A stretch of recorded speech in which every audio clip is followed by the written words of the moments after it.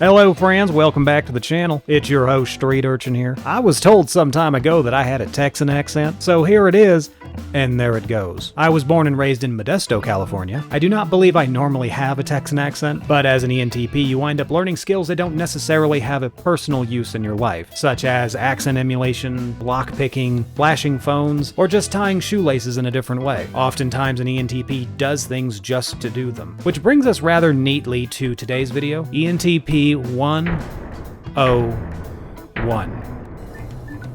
This will mostly be for people trying to spot an ENTP out in the wild. Perhaps you have a child you suspect is an ENTP, or you're an INFP trying to figure out how to convince people that you are an ENTP. But you know, that never happens. So we've got a pretty standard array of functions that I've learned to hate, with extroverted intuition in the lead position. This is, of course, the most common of the intuitive functions. Those with a strong preference for it make up 4 types, which is approximately 19% of the US population, with ENTPs being the least common. So don't get all excited. The 4 share the same trans-contextual thought disease, meaning they easily, and very frequently, can jump from topic to topic, regardless of the context. It can start with how blue the sky is, and end with theoretically attempting to gain the lottery. This is most likely the time you'll notice the function in practice. In the case of the ENTP and ENFP, it's not something they can turn off, which can obviously lead to academic issues where there's a lot of homework involved. We'll do a top 10 list of best excuses for not turning in your homework, but what separates the two is what they decide to do with those random thoughts and ideas, which takes us to the next function, introverted thinking. As of late, I've come across some misunderstandings of what this function is, and how it's perceived by others. In the second position, or what I call the active function, it's the one ENTPs actively focus on before the others. Depending on context, it can be the entire conversation, or it can simply be a speed bump before switching to extroverted feeling and just placating the other party. If you know what's good for you, you'll try to do that more often.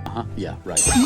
In general, introverted thinking ponders the logic and consistency of ideas. Does 2 + 2 = 4? If it does, why? Is gravity real? Is running across a highway dangerous? These would be some rather simple examples of taking a subject and dispassionately figuring out if it's correct or incorrect. But we have to remember, ENTPs are led around by extroverted intuition, so the kinds of questions they want to ask may not be quite as benign. The problem ENTPs have on any average day will be taking any subject, of any kind, and asking themselves whether or not it makes logical sense to them. This is where the stereotype of being politically incorrect comes in. Imagine all the controversial topics you understand are no-go subjects: race, gender, intelligence, politics, social engineering, etc., etc. Now imagine that there's a type of human, we'll say, who spends a considerable portion of their day just having thoughts about whether any of it is correct or incorrect, looking at them from different angles, changing context, researching and studying the implication or prospects that may come about. ENTPs are inevitably going to say things that others feel is the wrong thing to say. People taking a direct hit to their morals, values, sensibilities. That's because the truth isn't always something everyone wants to hear. If you pay any attention to the social climate of the world these days, you'll have figured that out. Point being, ENTPs are going to have some rather spicy takes on a lot of issues, but they'll be able to explain rationally why they believe it's the truth, without any need for emotion. It also usually causes them to take the underdog position, assuming there's a foundation to stand on, and generally do it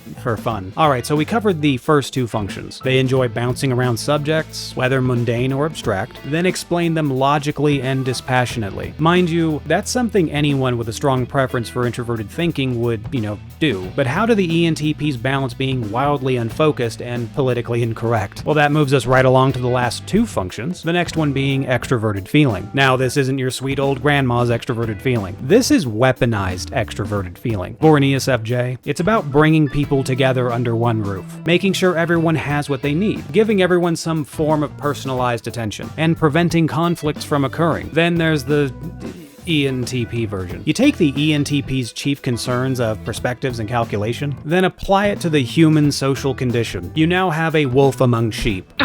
You're a monster! Obviously, this function gets a lot better with age, but the ENTP has a base understanding that being cooperative yields better results than being in competition. And by results, it usually means how much can I get out of this person? Through experimentation, trial and error, they learn to accurately predict what someone's responses will be based on how they look, body language, eye movements, then be able to employ countermeasures that give them a sense of charisma, status, reputation. Like before, it gets better with age, until they eventually eventually have the confidence and the know-how to begin saying things that people disagree with, and be able to calmly explain their rationale for believing it, possibly even sway others to their understanding. Rip Socrates. Generally speaking, the ENTP enjoys using this knowledge to gain the affections of others, to build networks of people they can rely on should things go sideways. And casual seduction is usually not off the table, which is why I tell people to be wary of actual ENTPs, because if they're able to weasel their way into your life, they may take you for a ride. Now for the last function, introverted sensing, just like with any other function, if it's in the 4th position, it's something the user has an aversion to. For ENTPs, they have a strong dislike of regularly comparing the present with the past, which translates into not focusing on memories very often, and a disdain for doing the same things over and over. ENTPs believe tradition should be tested, routine should be shaken, and remembering to take out the trash should be forgiven in all circumstances.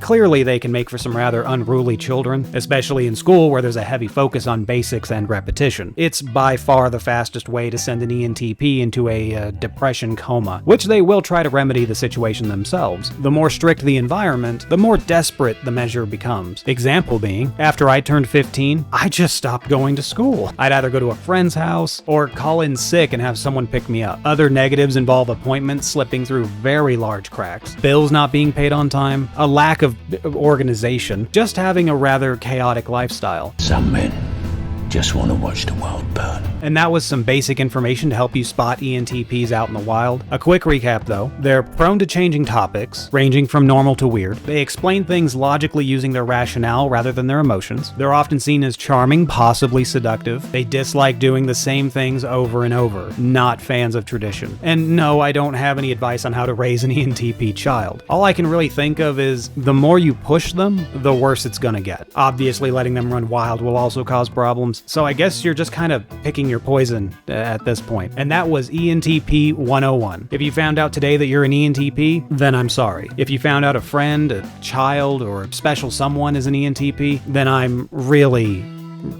sorry. But if you enjoyed today's video, be sure to like and subscribe. My Discord is always available. Be sure to drop in if you have any questions. And that's all for this video. I'll catch you next time. Bye!